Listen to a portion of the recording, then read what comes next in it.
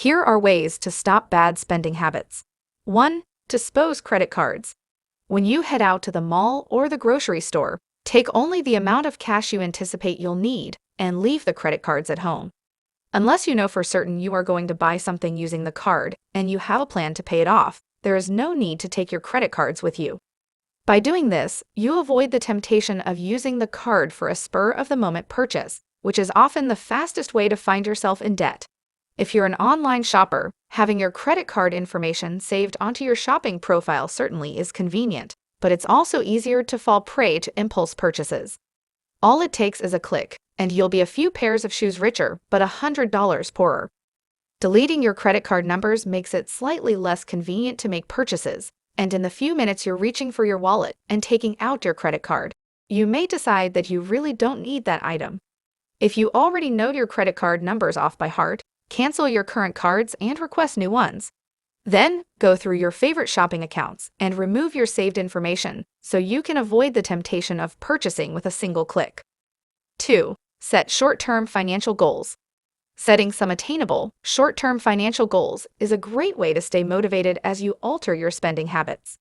Having these goals will constantly remind you of the reasons you're cutting back on expenses and making a few sacrifices. And it's important that your goals are specific. A generic goal like decrease spending on eating out isn't going to cut it. Quantifiable goals, such as I will decrease my spending on eating out from $200 a month to $100 a month, gives you a target to aim for. Some short-term goals that can shift how you view and use money include saving 10% of each paycheck into a separate account, sticking to a cash budget for 3 weeks, bringing lunch to work every day for a month instead of eating out. Regardless of what your goals are, it's important that you keep them simple, make them attainable, and post them somewhere visible to remind you of what to aim for. 3. Allocate every dollar to something. To curb your overspending habits, try to zero out your accounts. And I don't mean spending everything in your account until you reach zero. Instead, find a home for every dollar in your budget, so you're not tempted to make thoughtless purchases by thinking, if I have the money sitting around, I'll spend it. Allocating your money into smaller categories gives you the information you need to make good spending decisions. For example, if you see $500 in your checking account, you may get the idea that you're flush with cash, so you'll happily shell out $100 for dinner at one of the city's finest restaurants, and another $100 on a new wardrobe. But once the bills come in a few weeks later, you realize you don't quite have enough for rent, utilities, and car payments. To avoid this, immediately start telling your money where to go once you deposit your paycheck. Pay all of your bills first, then move the remainder to other accounts, such as a savings account or your retirement fund. By ensuring that every dollar has a home, you'll be less likely to spend away your entire paycheck. To make things easier, you can set up an automatic transfer on payday to divide up your paycheck into separate accounts, so you won't be tempted to spend it. By proactively deciding what you want your money to do and where it should go, your financial awareness increases. And having that awareness goes a long way in helping you make smarter financial choices. 4. Lifestyle. If you're accustomed to a certain lifestyle, it could be difficult to give up when you suddenly encounter financial hardship. But if your lifestyle ends up becoming bigger than your budget, and you don't know how to stop overspending your budget, you could end up in worse shape. Your upbringing also has an effect on your lifestyle choices. If you grew up in a household where money was always tight, you may feel the urge to overspend to compensate for all the things you were deprived of growing up.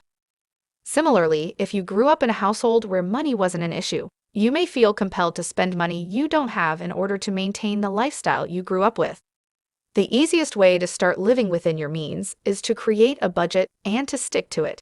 You may have to sacrifice some creature comforts, but it will be worth it when you see your bank balance coming out of the red. 5. Keeping up with the Joneses. Real estate agents often say that it's better to be the worst house on the best street than the best house on the worst street. But when your neighbors seem to have it all, the drive to be the best house on the best street can overshadow your good spending habits. Psychologists call the relentless drive to keep up with the Joneses conspicuous consumption. Anytime you purchase something you otherwise wouldn't, to impress someone else or make yourself look more successful, you're displaying wealth signals, and buying solely to signal wealth or status can cause you to overspend. While some people don't care about measuring up to others, it can be a real challenge for others. We see our neighbors' new purchases in addition to being bombarded with ads and following hundreds of people's social media pages and knowing instantly about their new motorcycle, vacation to the Maldives, or home remodel. But success is hard to measure from the outside. When you see a neighbor pull up in a shiny new car, remember you don't know that person's financial situation. They may have taken out a massive car loan they'll be paying off for nearly a decade, or they're completely ignoring the fact that retirement is looming. It's helpful when you feel envy or a desire to prove your worth to remind yourself of your priorities and goals. Paying off debt or saving for retirement is more important than impressing someone you barely know. Improving your credit score by lowering debt can benefit you in numerous ways. No one can see your retirement account balance, but you know that by maxing out your 401k, you're working to have enough money and secure a comfortable future, which is worth far more than any status symbol you can buy. 6. Go through this checklist to help reduce impulse spending. There are a few things you can do instantly that'll help resist to temptation to spend. I suggest the following. Unsubscribe from marketing emails. Delete shopping apps.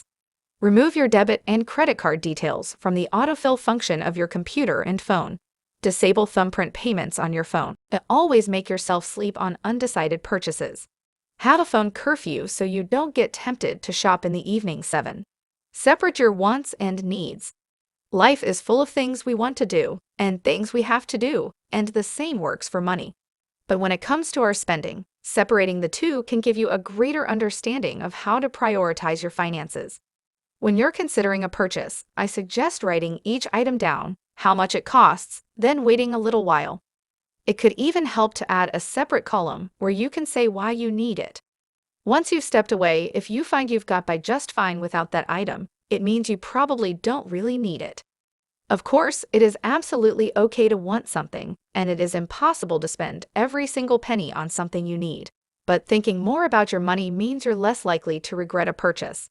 8. Track your spending. The smallest purchases can really add up, and by the time the end of the month rolls around, you can be facing a dwindling bank account and severe buyer's remorse. Tracking your expenses is the key to successful budgeting because it keeps you accountable for every dollar you're spending. Once you're aware of where your money is going, you'll be in a better position to make smarter spending choices and to identify areas you can cut back in. Many consumers start by tracking the bigger expenses, but it's just as important to pay attention to those small, daily purchases. A morning latte, those lunches out, picking up a lottery ticket, or grabbing a magazine from the grocery checkout line can add up more than you think they would, and they can affect our budget in big ways. If you can cut down as little as $4 a day, which is equivalent to your morning latte or your breakfast bagel sandwich, it'll add up to over $100 a month.